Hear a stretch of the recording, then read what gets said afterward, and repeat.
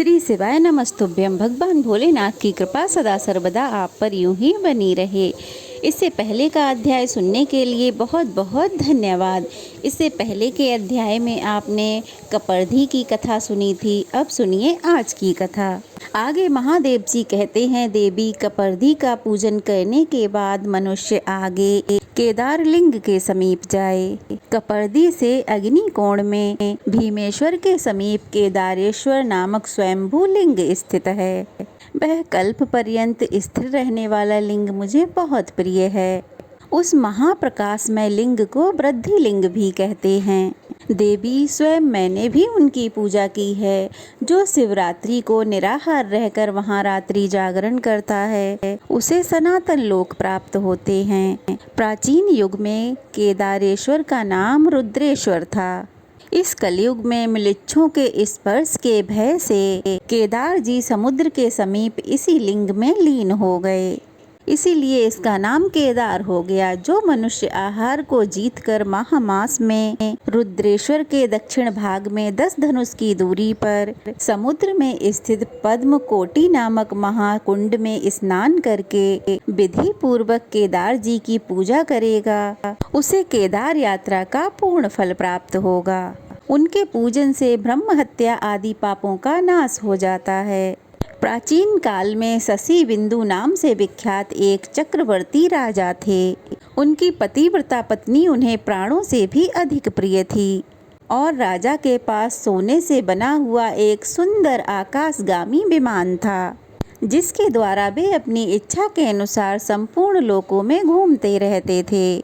एक समय फाल्गुन कृष्ण पक्ष की चतुर्दशी का पर्व आने पर राजा शशि बिंदु उत्तम प्रभास क्षेत्र में आए। वहां उन्होंने बहुत से ऋषियों और महर्षियों को देखा, जो कि जप में तप में तत्पर होकर रात्रि जागरण करने के लिए श्री सोमनाथ जी के सम्मुख बैठे हुए थे। राजा ने भी सोमनाथ जी का दर्शन करके विधि पूर्वक पूजन किया और फिर क्रमशः सभी ऋषि मुनियों का स्वागत सत्कार करके वे केदार लिंग के पास चले आए।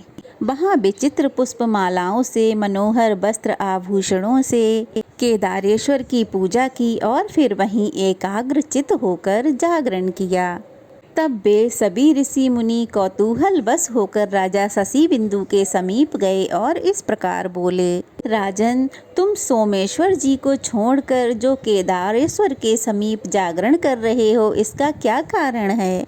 तब राजा ने कहा, विप्रवरों, आप सब लोग सुनिए, यह मेरे पूर्व जन्म का वृतांत है। पहले जन्म में मैं ब्राह्मणों की पूजा करने वाला शूद्र था। मेरी जन्म भूमि सौराष्ट्र देश में थी। एक समय वहां भयंकर अनावृष्टि हुई, अर्थात अकाल पड़ गया। उस समय मैं भूख से व्याकुल होकर प्रभास क्षेत्र में चला आया। वहां आने पर हरणी के मूल भाग में स्थित एक सुंदर सरोवर पर मेरी दृष्टि पड़ी, जो राम सरोवर के नाम से विख्यात है। वह सरोवर कमल समूह से सुशोभित था। मैं थका मादा तो था ही। उस सरोवर को देखकर मैंने उस सरोवर में स्नान किया और देवताओं तथा पितरों का तर्पण करके मैंने उसके शुद्ध जल को पिया। उसके बाद मेरी पत्नी ने कहा, इन सुंदर कमल पुष्पों को ले लीजिए। मुझे सुंदर स्थान दिखाई पड़ता है, वहां चलकर इन फूलों को बेचेंगे, जिनसे भोजन की कुछ व्यवस्था हो सकेगी। अपनी पत्नी की ऐसी बात सुनकर मैं सरोवर के भीतर उतरा और बहुत सारे कमल के पुष्प लेकर नगर की ओर चल दिया। वहां पहुंचकर सड़कों, चौराहों और तिमुहानियों पर मैं घूमता रहा, लेकिन किसी ने भी मेरे पुष्प नहीं खरीदे। इतने में ही दिन डूब गया और फिर मैं अपनी पत्नी के साथ एक मंदिर में आकर सो गया।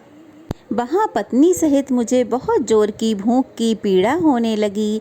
इतने में ही मैंने देखा कि किसी देवालय में जाप और होम हो रहा है। तब मैं भी उठकर वहां गया और रुद्रेश्वर नामक वृद्धि लिंग का दर्शन किया। उस समय वहां अनंगवती नामक एक वैश्या शिवरात्रि व्रत में संलग्न होकर नृत्य, गीत, उत्सव, वाद्य द्वारा भगवान के सामने जागरण कर रही थी। मैंने एक व्यक्ति से पूछा, भाई यहाँ रात्रि जागरण क्यों होता है और ये नाच गान उत्सव में लगी स्त्री कौन दिखाई दे रही है। फिर उसने मुझे बताया, आज शिवरात्रि है और ये धर्म में परायण स्त्री अनंगवती नाम की एक वैश्या है जो कल्याणमयी शिवरात्रि का व्रत करके रात्रि जागरण कर रही है। जो कोई मनुष्य शिवरात्रि का व्रत करता है उसे दुख, दारिद्र्य और बंधन की प्राप्ति नहीं होती। दुष्ट ग्रह, अरिष्ट रोग, दुख अथवा भय भी उसके कभी पास नहीं आता। वह उत्तम कुल में उत्पन्न होकर सुख और सौभाग्य से संपन्न होता है। तेजस्वी, यशस्वी तथा पूर्णतः कल्याण का भागी होता है। उस मनुष्य की बात सुनकर मेरे मन में भी उस व्रत को करने का निश्चित विचार हुआ। मैंने सोचा, अन्न का अभाव होने के कारण उपवास तो मुझे विवश होकर करना ही है, इसलिए छार समुद्र पद्मक तीर्थ में स्नान करके अब मैं इन सुंदर कमल के फूलों से भगवान की पूजा अर्चना करूं। तब मैंने अपनी पत्नी सहित स्नान करके भक्ति भाव से कमल के पुष्पों से भगवान रुद्रेश्वर का पूजन किया। अपनी पत्नी के साथ रात भर वहाँ जागता रहा। सवेरा होने पर उस वैश्या ने मुझसे कहा, अपने कमल के पुष्पों का 3 भर सोना ले लो। किंतु मैंने सात्विक भाव का आसरा लेकर उसका दिया हुआ मूल्य स्वीकार ही नहीं किया। अब मैं भिक्षा मांगकर अपना जीवन निर्वाह करने लगा। बहुत समय बीत गया, फिर मेरी मृत्यु हो गई। उस समय मेरी प्राण प्यारी पत्नी मेरे शरीर को लेकर अग्नि की चिता में बैठ गई। उस पूजन और रात्रि जागरण करने के प्रभाव से मैं पिछली बातें स्मरण करने वाला चक्रवर्ती राजा हुआ। एक बार संयोग बस मैंने यह व्रत किया था जिसका मुझे यह महान फल मिला। अब मैं भक्ति भाव से यथावत सामग्री से जो इस व्रत का पालन करता हूँ, इसका भविष्य में क्या फल होगा यह तो मैं नहीं जानता। यह सुनकर उन मुनियों के नेत्र आश्चर्य से खुले रह गए। फिर उन्होंने साधु साधु कहकर उस राजा की भूरी भूरी प्रशंसा की।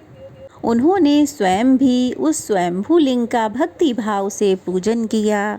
राजा शशि बिंदु उस केदार लिंग के प्रभाव से देव दुर्लभ सिद्धि को प्राप्त हुए। अनंगवती वैश्या शिवरात्रि व्रत और केदार लिंग के प्रभाव से रंभा नाम की अप्सरा हुई। इसलिए जो भी विद्वान पुरुष धर्म, अर्थ, काम, मोक्ष की इच्छा रखता हो उसे प्रयत्न पूर्वक शिवलिंग का पूजन करना चाहिए। इस तरह जो भी शिवरात्रि का व्रत करता है, सच्चे मन से भगवान की पूजा सेवा करता है, उसे वह चीज़ भी मिल जाती है जो उसने कभी अपने सपने में भी ना सोची हो। जय भोलेनाथ। आज की कथा यहीं समाप्त हुई। आज की कथा कैसी लगी कमेंट बॉक्स में ज़रूर बताइएगा। अच्छी लगी हो तो वीडियो को लाइक करें, ज़्यादा से ज़्यादा शेयर करें और अगर नए हैं तो प्लीज़ चैनल को सब्सक्राइब करें। शिव शंभू की कृपा सदा सर्वदा आप सब पर यूं ही बनी रहे। श्री शिवाय नमस्तुभ्यम।